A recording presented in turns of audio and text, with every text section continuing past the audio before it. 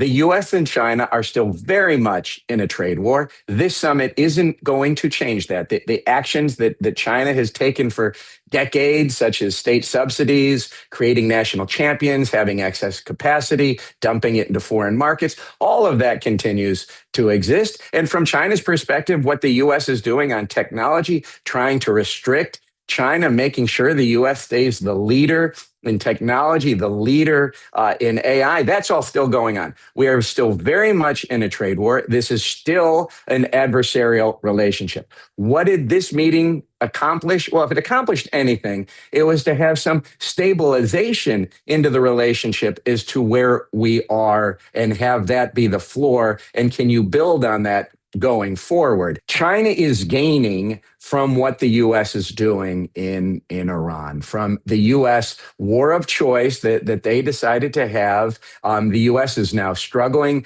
The global economy is taking a hard hit on well, China's getting hit as well as anybody in terms of the economic impact of the closure of the strait, but they can withstand it better than others. And China's using this to their geopolitical advantage. China is helping countries like the Philippines with their energy needs right now, because the Philippines is in pretty dire straits as a result of the war. The U.S. isn't doing anything. So while the global economy is getting hit, you're starting to see the economic hit really come to the U.S. besides gas prices right now.